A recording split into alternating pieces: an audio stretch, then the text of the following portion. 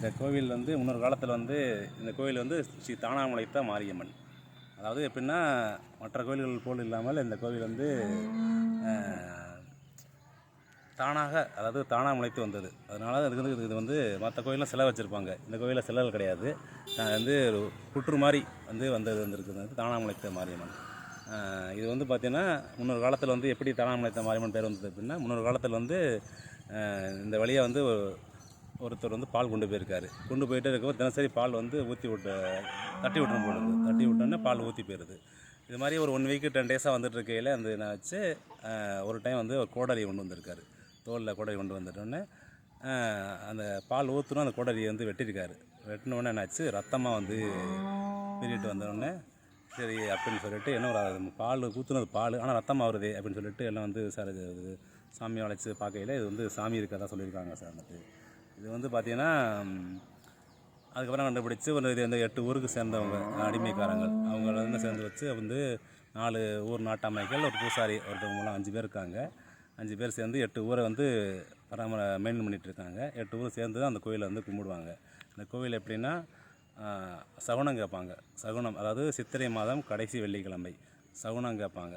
அதிலேருந்து ஒரு 3 மாதம் சகுனம் கேட்டு சாமி வந்து சகுனம் சொன்னால் தான் வந்து காப்பு கட்டி திருவிழா நடத்துவாங்க.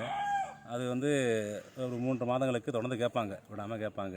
கேட்டோடனே சகுனம் சொல்லிச்சுன்னா வந்துட்டு அடுத்து வந்து சாமியை அரங்கேட்டு எப்போ வந்து காப்பு கட்டலாம், எப்போ திருவிழா வச்சுக்கலாம்னு சாமியை கேட்டு அடுத்து காப்பு கட்டுவாங்க. காப்பு கட்டி 10 நாள் வந்து திருவிழா. அது முதல் ஞாயிற்றுக்கிழமையிலேருந்து காப்பு கட்டுறாங்கனாக்கா அடுத்த ஞாயிற்றுக்கிழமையில் வந்து மாவிளக்கு. அது 10 நாள் தொடர்ந்து திருவிழா நடக்கும். சாமிக்கு அபிஷேகம் நடக்கும். அதில் வந்து காப்பு கட்டினவங்க கோயிலே இருப்பாங்க, வெளியில் எங்கேயும் போக மாட்டாங்க. அடுத்து காப்பு களையிற வரைக்கும் இங்கே கோயிலில் இருப்பாங்க. வந்துட்டு அந்த பண்டாரம் சொல்லுவாங்க, அதுக்கு சாமிக்கு அர்ச்சனை செய்கிறவர் அவர் கூட ஒருத்தவங்க இன்னொரு காப்பு கட்டின்னு இருப்பாங்க. அவங்க எல்லாமே கோயிலே இருப்பாங்க. வந்துட்டு 8 நாள் வந்து தினசரி சாமிக்கு அபிஷேகம் நடக்கும். தினசரி வந்து கும்மி அடி மாதிரி சின்ன நிகழ்ச்சிகள்லாம் நடத்துவாங்க. வந்துட்டு அது காப்பு கட்டணம் வந்து அடுத்த 8ஆவது நாள் ஞாயிற்றுக்கிழமை வந்து மாவிளக்கு வரும். மாவிளக்கு பார்த்திங்கன்னா சின்னமனப்பட்டியிலேருந்து மாவிளக்கு வந்து செண்டை மேளங்கள், அது கிழவன்பட்டி சின்னமனப்பட்டி அன்னைக்கு வந்து மேளதாளம் பறைசைகளோட செண்டை மேளம், அந்த அதாவது சொல்லுவாங்க சப்பாரம் சொல்லுவாங்க. அதாவது அம்மன் வந்து லைட் செட்டிங்ஸில் வரும். 2 ஊர்லேருந்து வருவாங்க. சுற்று வட்டார கிராம மக்கள் நிறைய பேர் வந்து கலந்துக்குவாங்க. வந்துட்டு இப்போ மாவிளக்கு நடக்கும். மாவிளக்கு முடிந்தவுடன் அடுத்த நாள் காலை திங்கட்கிழமை வந்து பால்குடம் சின்னமனப்பட்டியிலேருந்து முதல் பால்குடம், அங்கேருந்து பால்குடம் வருவாங்க. இங்கே வந்ததுக்கப்புறம் இந்த அருகில் உள்ள விநாயகர், இந்த தானாமுலைத்த மாரியம்மனுக்கு வடபுறமாக விநாயகர் கோயில் இருக்குது.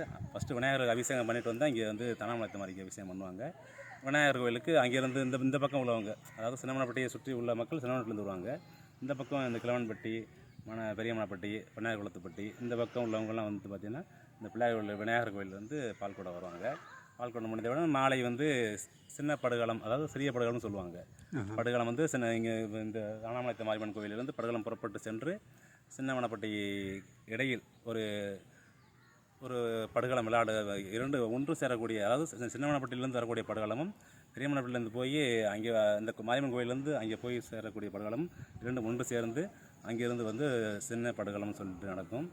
அடுத்து செவ்வாய்க்கிழமை காலையில், அப்போ 10ஆவது நாள் செவ்வாய்க்கிழமை காலையில் பொங்கல் வைத்தல், கிடா வெட்டுதல், அக்னி சட்டி எடுத்தல், அது மாதிரி நிகழ்ச்சி நடக்கும். மாலை வந்து பெரிய படுகளம், அதாவது இங்கேருந்து அதே போன்று இங்கேருந்து படுகளம் புறப்பட்டு சென்று சின்னமனப்பட்டி சின்னமனப்பட்டியில் வந்து இதற்காக பிரத்யோகமாக வடிவமைக்கப்பட்டு மூங்கில்களால் வடிவமைக்கப்பட்ட பூதம், அது ஆண் பூதம் பெண் பூதம் சொல்லுவாங்க. பெண் பூதம், அந்த பூதம் வந்து அமைத்து அந்த பூதத்தை தூக்குபவர்கள் வந்து விரதம் இருந்து பூதத்தை வந்து பூதம் தூக்குவதுக்கு தனியாக வந்து உரிமைக்காரர்கள் இருக்கிறார்கள். அவங்க வந்து இந்த பூதத்தை வந்து அங்கேருந்து தூக்கிட்டு வருவாங்க. தூக்கிட்டு வந்து இங்கே வந்து பூதங்களாண்டு படுகளம் வரும்.